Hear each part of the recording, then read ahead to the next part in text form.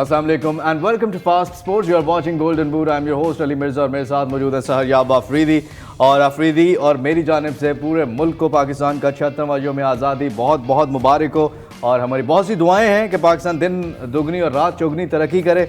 और स्पेशली अफरीदी जो हमारे स्पोर्ट्स के हालात हैं, और अगर क्रिकेट की तो चले ज़बरदस्त हैं, लेकिन जो हमारे फ़ुटबॉल के हालात हैं और उसमें हम शोज़ में भी बताते हैं, रेगुलर अपडेट्स भी अपने व्यूवर्स को देते हैं। हमारी बहुत सी कोशिशें हैं फास्ट स्पोर्ट्स की कि किसी तरह से हमारी जो स्पोर्ट्स हैं वो भी, उनमें भी जो हमारे प्लेयर्स हैं वो पूरी दुनिया में पाकिस्तान का झंडा जो है वो सर बुलंद कर सकें। और इसी तरह से जो है वो हमारी काविशें भी हैं, हमारी कोशिशें भी हैं और दुआएं भी हैं। और इंशाल्लाह वो वक्त भी आएगा जब हम हर स्पोर्ट्स में पाकिस्तान का झंडा देखेंगे भी पूरी दुनिया में लहराता हुआ। इसी हवाले से चूँकि पायनियर्स की बात हो रही है, अफरीदी पाकिस्तान को भी बनाया गया था और द ग्रेटेस्ट मोहम्मद अली जिन्ना कायद आज़म, क्या ही ब्रिलियंट माइंड था उनका। इसी तरह जो आज का प्रोग्राम है वो भी हमने डेडिकेट किया है द मैनेजर स्पेशल्स के नाम। उन मैनेजर्स के बारे में आज हम बात करेंगे जिन्होंने कुछ ऐसे प्लेयर्स को स्टार बनाया है, कुछ को बर्बाद भी किया है आप कह सकते हैं, लेकिन बर्बाद वो उन्होंने नहीं किया। वो शायद उनकी जो है वो कोचिंग से उस तरह से मुस्तफ़ीद नहीं हो सके जिसकी वजह से बर्बाद हुए, और उसके अलावा बहुत सी अचीवमेंट उन्होंने हासिल किया अपनी ज़िंदगी में। तो ये प्रोग्राम आज हम आपके लिए लेकर आए हैं द मैनेजर स्पेशल। सबसे पहले हम जिस मैनेजर की बात करने जा रहे हैं वो है जोसे मोरिनियो। और जोसे मोरिनियो ने क्या अचीव किया है अपनी लाइफ में, और अभी भी कोचिंग कर रहे हैं, और इसके साथ साथ उनकी क्या परफॉर्मेंसेस थी अपनी टीम्स को लेके, क्या ब्रिलियंस उन्होंने दिखाई हैं। छोटी छोटी टीम्स को उन्होंने बड़ी स्टार टीम्स बना दिया, सिर्फ प्लेयर्स को ही नहीं, जो है वो टीम्स को भी स्टार बनाया है। बहुत ही शानदार अचीवमेंट्स, और द स्पेशल वन का खिताब भी दिया है। और अफरीदी, ये खिताब इनको किसने दे दिया? और दूसरा मुझे ये बताइए कि अभी तो बैन भी लगा है, इनकी फाइट्स के हवाले से भी बात करेंगे। बहुत ही ज़बरदस्त इन्होंने कुछ टीम्स को बनाया भी है, और रोमा को जो है वो रिसेंटली अभी टॉप पोजीशन पे पहुंचाया है। किस तरह से आप देखते हैं, और ये खिताब वाला क्या मामला है? इनको किसी से खिताब लेने या देने की ज़रूरत नहीं होती, ये वन मैन आर्मी ही है। जब चेल्सी ज्वाइन किया था अराउंड 2004 में, तो तब इन्होंने अपने आप को इंग्लिश मीडिया के सामने ही द स्पेशल वन कहा था कि अच्छा। मैं कोई मामूली मैनेजर नहीं हूँ, मैं द स्पेशल वन हूँ। वो मैनेजर हूँ जिसने पोर्टो को चैंपियंस लीग जितवाया। और वाकई में पोर्टो का अगर आप हिस्ट्री देख लें, खास करके 21वीं सदी में, तो वो एक ही सबसे मेजर ट्रॉफी थी जो जोसे मोरिनियो ने 2003-2004 के सीज़न में इनको चैंपियंस लीग जितवाया था। पोर्टो को चैंपियन बनाने के बाद उन्होंने चेल्सी मैनेजर बने। और याद रहे व्यूअर्स, चेल्सी के ये पहले मैनेजर बने अंडर न्यू मैनेजमेंट, जो न्यू ओनरशिप आई थी रशिया के टाइकून अब्रामोविच के अंडर, ये पहले मैनेजर थे।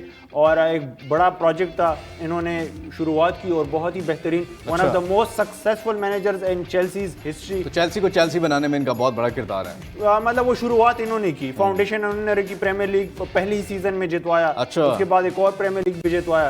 फिर उसके बाद ये मूव ऑन करते हैं और चेल्सी के बाद और क्लब में जाते हैं, और जहां भी गए इन्होंने ऑलमोस्ट हर क्लब को, टॉटनम के अलावा इन्होंने हर क्लब को ट्रॉफियां जितवाई है। रियल मैड्रिड में गए, रियल मैड्रिड तब चैंपियंस लीग भी नहीं जीत पा रही थी और ला लीगा भी नहीं जीत पा रही थी, क्योंकि बार्सिलोना की वो जो लेजेंडरी एरा था, पेप गार्डियोला का मैनेजमेंट थी, और मेसी, इनिएस्टा और जावी खेलते थे। तो उस को उन्होंने थोड़ा और ला लीगा जितवाया। फिर वापस से दूसरा स्पेल चेल्सी के साथ आए और फिर उनको प्रीमियर लीग जितवाया। फिर इवन आप देखें कि रोमा, जिन्होंने अपनी हिस्ट्री में कभी जो यूएफए टूर्नामेंट है कभी नहीं जीता था, उनको उन्होंने यूएफए कॉन्फ्रेंस लीग जितवाई, और अभी इस साल यूएफए यूरोपा लीग के फाइनल में भी पहुंचाया। तो ये एक one of the most decorated, और कौन से जी 25 ट्रॉफीज जीत चुके हैं और अभी मतलब चल रहे हैं, मतलब अभी। और कौन कौन से ऐसे बड़े प्लेयर्स हैं जो प्रोड्यूस किए उन्होंने, यानी वो बड़े प्लेयर्स थे नहीं लेकिन इनकी वजह से वो बड़े प्लेयर्स बन गए? एक्चुअली में इसमें चेल्सी के जो लेजेंडरी स्ट्राइकर कहा जा सकता है, अटैकर जो थे वो ड्रोग्बा थे, वो भी इनके अंडर। अब इससे पहले ड्रोग्बा को कोई जानता भी नहीं था, फिर जब ये आए इन्होंने चेल्सी में ड्रोग्बा की साइनिंग की और ड्रोग्बा को एक वर्ल्ड क्लास प्लेयर बनाया। और फिर बाद में ड्रोग्बा ने चेल्सी के लिए जो अचीव किया वो सारे व्यूअर्स को पता है, चैंपियंस लीग भी जीता और एक लेजेंडरी स्टेटस के साथ उन्होंने चेल्सी से खैरबाद की। बहुत सारे ऐसे प्लेयर्स हैं, ज़्लाटान इब्राहिमोविच को भी मॉडिफाई किया, मतलब एक और एग्रेसिव प्लेयर उनको बनाया, और इंटर मिलान में इस तरह के बेशुमार ऐसे नाम हैं जिनका हम अगर जिक्र करें तो पूरा प्रोग्राम इसमें भी चल सकता है। लेकिन जो मेन नाम है उसमें मुझे पर्सनली ड्रोग्बा की ट्रांजिशन काफ़ी इनकी अच्छी लगती है। पोर्टो के कुछ प्लेयर्स थे जो कि बाद में पोर्चुगल के लिए भी खेले। आगे फ्यूचर का क्या आप देख रहे हैं? अभी भी क्योंकि कर तो रहे हैं ये, कोच कर रहे हैं, और आगे नेक्स्ट आपको लगता है किसके साथ जा रहे हैं या किसको कोच कर सकते हैं? क्योंकि ये एबिलिटी है इनमें, किसी भी छोटी टीम को ये बड़ी ट्रॉफी जितवा सकते हैं। जी बिल्कुल, पहले भी रियल मैड्रिड को मैनेज कर चुके हैं और अभी दोबारा भी चांसेस हैं। एंचेलोटी शायद अगर चला जाता है तो फिर फ्लोरेंटिनो पेरेस के ये फेवरेट हैं और काफ़ी अच्छी, मतलब इन्होंने रोमा के साथ, रोमा से पहले इनको लगा था कि ये शायद इनका मैनेजरियल कैरियर ख़त्म हुआ है। जिस तरह इन्होंने रोमा को रिवाइव किया है, इसी तरह इन्होंने अपने मैनेजरियल कैरियर को भी रिवाइव कर दिया है। एग्जैक्टली और रियल मैड्रिड जो है वो लेट्स सी क्या आगे फ्यूचर में अगर बनते हैं और रियल मैड्रिड जैसी टीम को अगर कोचिंग करते हैं तो चैंपियंस लीग में रियल मैड्रिड पहुंची तो है लेकिन जीत नहीं सकी। तो क्या ये है या एंजेलोटी जो है वो ये मार का सर अंजाम दे देंगे? Let's see. उनका भी एक ही साल रह गया क्योंकि ब्राज़ील की तरफ से आवाज़ें आ रही हैं उनको भी, आफरीदी, उनके बारे में भी हम बात करेंगे, लेकिन ये यहाँ पे एक छोटी सी कमर्शियल ब्रेक का वक्त हुआ चाहता है। Welcome back to golden boot और द मैनेजर स्पेशल्स में हम बात कर रहे हैं टॉप मैनेजर्स की, और अब यहाँ पर हम बात करेंगे जो रियल मैड्रिड की कोचिंग कर रहे हैं कार्लो एंचेलोटी। क्या ज़बरदस्त ये कोच हैं और बहुत बड़ी अचीवमेंट्स हैं इनके खाते में अगर देखा जाए, और बहुत ही ज़बरदस्त जो है इन्होंने एज अ खिलाड़ी जो है वो भी बहुत ही शानदार परफॉर्मेंसेस दी हैं। आफरीदी, अब बताइए ज़रा इनके बारे में। इटली से बिलोंग करते हैं और इनकी शुरुआत, ये सफ़र रियल मैड्रिड तक पहुंचने का कैसा रहा? जी, ये बहुत कम ऐसे खिलाड़ी हैं जिन्होंने एज अ मैनेजर और एज अ प्लेयर बहुत चैम्पियंस लीग जीता, और एज अ प्लेयर भी काफ़ी आउटस्टैंडिंग प्लेयर थे। और इन्होंने अपना एज अ प्लेयर कैरियर जो था वो पार्मा, एसी मिलान, और एसी मिलान ही वो क्लब था जहाँ पे इन्होंने एज अ प्लेयर भी और एज अ कोच भी चैम्पियंस लीग जीता। अच्छा। 1972 से इनका प्लेयर को कैरियर शुरू हुआ और 1992 में इन्होंने कोचिंग शुरू की। पहला असाइनमेंट जो इनको मिला था वो इटली के नेशनल टीम के असिस्टेंट कोच बने। उसके बाद रिजीना, जो इनका आबाई शहर है रजियोला, उनका क्लब है, वहाँ इन्होंने मैनेजमेंट की। फिर पार्मा चले गए, फिर यूवेंटस आए, फिर 2001 में जो मेजर ब्रेक थ्रू इनकी कैरियर में आया था वो एसी मिलान के साथ ही था, और एसी मिलान ही वो क्लब था वहाँ से यानी ये लाइमलाइट और नज़रों में आना शुरू हुए कि कार्लो एंचेलोटी भी जो है वो कोचिंग भी अच्छी करते हैं। एज अ प्लेयर तो जानते थे। जी बिल्कुल, और एसी मिलान में 2001 में जब इन्होंने एसी मिलान को मैनेज किया, 2001 से 9 के बीच में इन्होंने 2 चैंपियंस लीग जितवाई, जिसमें 2003 का चैंपियंस लीग और 2007 का चैंपियंस लीग जितवाया, और एक लेगेसी छोड़ दी एसी मिलान की आउटस्टैंडिंग। उस एरा की एसी मिलान जो है वो one of the greatest AC Milan team, अगर आप कहें तो गलत नहीं होगा, वो इन्होंने असेंबल की। उसके बाद फिर चेल्सी चले गए, चेल्सी को भी प्रीमियर लीग जितवाया। अच्छा। फिर उसके बाद रियल मैड्रिड चले गए जो कि चैंपियंस लीग के लिए 2002 के बाद, वो चैंपियंस लीग 2004 के बाद नहीं जीत पाए थे, मतलब अर्ली 2000 में जीते थे। फिर उसके बाद कोई चैंपियंस, और रियल मैड्रिड की खासी है कि वो चैंपियंस लीग को बहुत ज़्यादा प्रायोरिटाइज करते हैं। तो मैनेजर ढूंढ रहे थे रियल मैड्रिड, कोई मैनेजर नहीं मिल रहा था। फिर आए एंचेलोटी, और 2014 में फिर वो जो ला डेसिमा था, जो 10वां चैंपियंस लीग था जिसके लिए बहुत सारा वेट किया रियल मैड्रिड के फैंस ने, वो इन्होंने फिर जितवाया। अच्छा। और उसके बाद फिर गए ये मतलब और इन्होंने क्लब्स को भी मैनेज किया जिसमें एवर्टन भी शामिल है। मतलब जो सबसे कमज़ोर असाइनमेंट थी इनके कैरियर में वो एवर्टन ही एक तरह से कहा जा सकता है कि वो थी।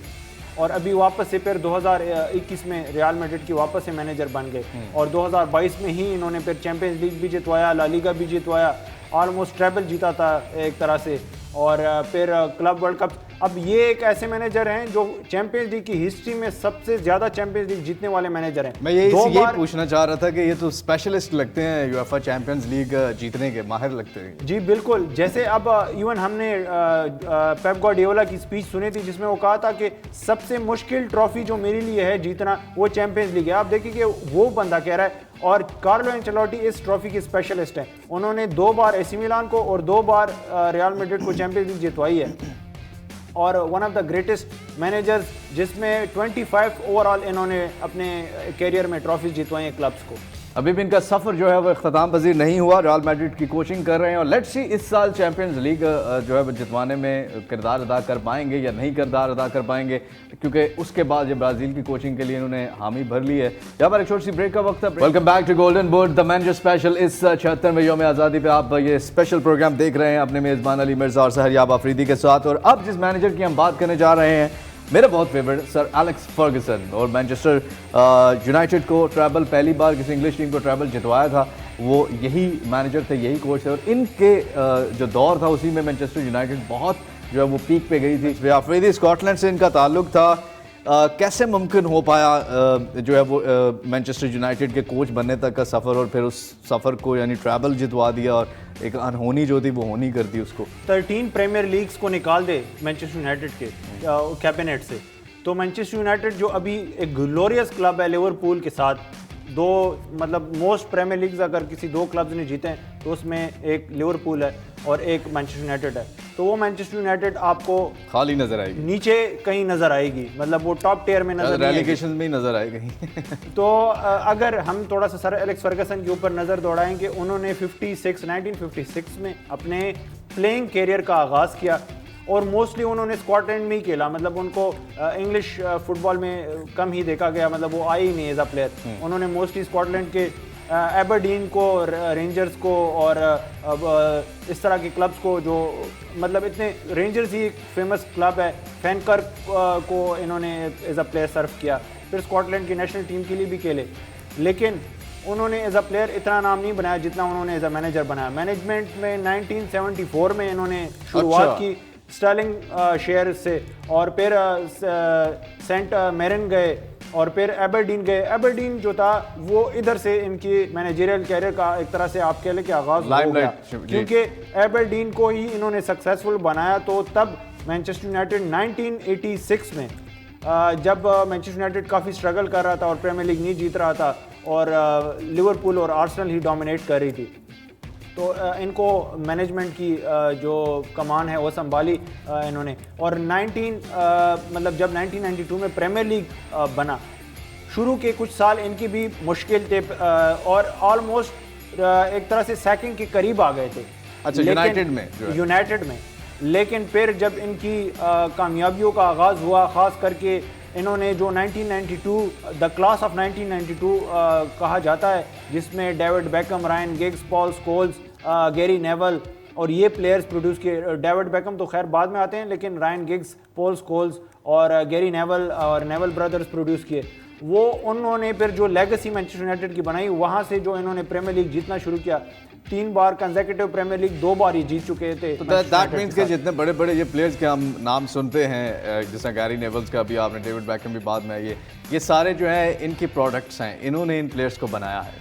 Even one of the greatest footballer of all time Cristiano Ronaldo भी इनका प्रोडक्ट है, डेविड बेकम भी इनका प्रोडक्ट है, रायन गिग्स बेटा कहते थे वो तो इनको, और मतलब बिल्कुल फादर सन रिलेशन इवन रोनाल्डो ने भी एडमिट किया है। और जब आप देखें व्यूअर्स, आप 2016 जब यूरोपियन कप, यूरो कप जिसे कहा जाता है, वो जब रोनाल्डो ने जीता था तो वो एक ही ट्रॉफी थी इंटरनेशनल जो नहीं जीते थे अपने कंट्री के साथ, तो वो जब जीते सर एलेक्स फर्गसन उधर ही स्टेडियम में थे और ऐसे इंतज़ार कर रहे थे।